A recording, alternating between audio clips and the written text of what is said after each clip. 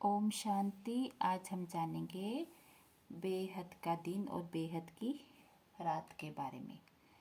तो बेहद का दिन है सतयुग और त्रेता युग और बेहद की रात है द्वापर और कलयुग। तो ये सृष्टि चक्कर 5000 वर्ष का है, जिसमें कि 2500 वर्ष को बेहद का दिन कहा जाता है और उसके बाद 2500 वर्ष को बेहद की रात कहा जाता है। और इसी तरह सतयुग और त्रेता युग को ये बेहद का दिन भी कहा जाता है और इसे ब्रह्मा का दिन भी कहा जाता है। और द्वापर और कलयुग को बेहद की रात भी कहा जाता है और ब्रह्मा की रात भी कहा जाता है। तो इसे ब्रह्मा के दिन और ब्रह्मा की रात क्यों कहा जाता है? क्योंकि जब कलयुग घोर कलयुग होता है तब परमपिता परमात्मा शिव, जो कि रूप में दिव्य ज्योति बिंदु हैं, गुणों में सिंधु हैं, उनका अवतरण होता है कलयुग के अंत में, जब सतयुग आना होता है।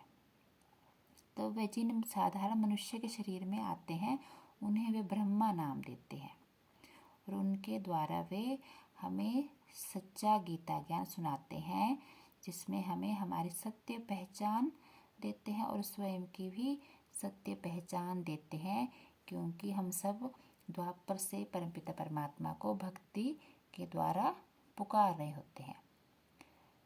तो उन्हें हम अलग अलग नामों से अलग अलग रूपों में याद कर रहे होते हैं, पर हमें उनकी सत्य पहचान नहीं होती है, क्योंकि हम यहाँ पर द्वापर से स्वयं को भूल चुके होते हैं और परमपिता परमात्मा को भी भूल चुके होते हैं। तो हमें जितना ज्ञान होता है उसी के अनुसार हम भक्ति करते हैं, उनको याद करते हैं, पर स्वयं की सत्य पहचान परमपिता परमात्मा शिव स्वयं ही आकर देते हैं और हमें हमारी पहचान भी देते हैं।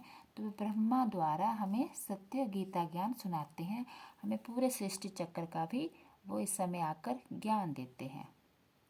तो वे हमें इस समय आकर ही बताते हैं संगम युग पर कि आप पहले देवता थे, 5000 वर्ष पहले आपको राजाई पद मिला था, तो 2500 वर्ष आपने देवताई सुख प्राप्त किया है, फिर आप देवभान में आने से साधारण मनुष्य बने यहाँ पर, और फिर अभी आपको फिर से देवता बनना है, तो मुझे याद करो और स्वयं को आत्मा समझो। आप आत्मा हो, शरीर नहीं हो।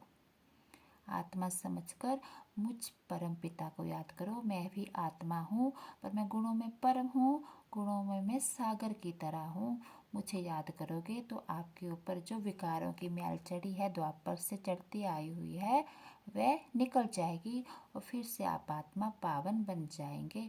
तो इस तरह परमपिता परमात्मा हम आत्माओं को पावन बनाते हैं, और जो आत्माएं उनसे ज्ञान नहीं लेती हैं वे सजाएं खाकर पावन बनती हैं और वे हमें वापिस परमधाम ले जाते हैं। परमधाम है इन 5 तत्वों से पार, तो उसे मुक्ति कहा जाता है। और फिर हम आत्मा वहाँ से नंबरवार इस सृष्टि पर उतरती हैं।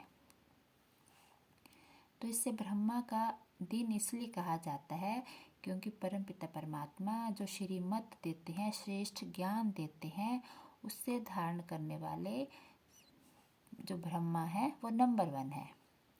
परमपिता परमात्मा के ज्ञान को धारण करने में वे नंबर 1 है और वे फिर यहाँ सतयुग के पहले प्रिंस बनते हैं। वही आत्मा यहाँ सतयुग के पहले प्रिंस श्री कृष्ण बनते हैं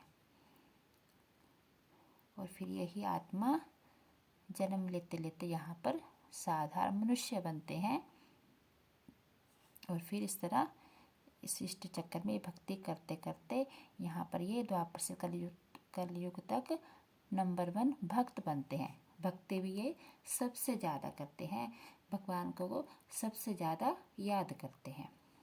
और यहीं पर परमपिता परमात्मा इनके शरीर द्वारा ये सत्य गीता ज्ञान सुनाते हैं। तो इन्हीं के आधार पर, इन्हीं के जन्मों के आधार पर, इन्हीं के स्थिति के आधार पर कहा जाता है ब्रह्मा का दिन और ब्रह्मा की रात, क्योंकि यहाँ पर इनकी आत्मिक ज्योति जगी हुई है। इनके साथ बाकी आत्माओं की भी जगी हुई है, पर ये यहाँ सृष्टि पर सबसे श्रेष्ठ आत्मा है, जो कि यहाँ पर श्री कृष्ण बनती हैं। सबसे ऊंच पद की प्राप्ति इनको यहाँ पर नारायण की होती है। तो ये सतयुग के पहले नारायण हैं।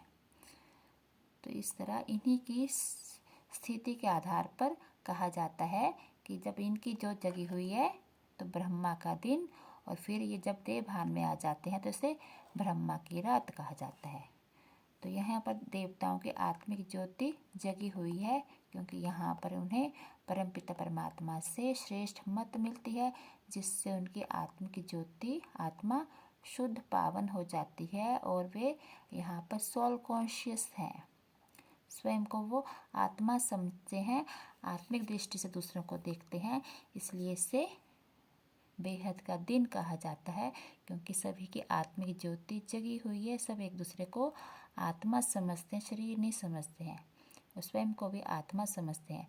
और यहाँ पर आत्माएं जन्म मरण के चक्कर में आते आते यहाँ पर इनकी कला कम हो जाती है, और फिर ये यहाँ पर देवभान में आ जाती हैं।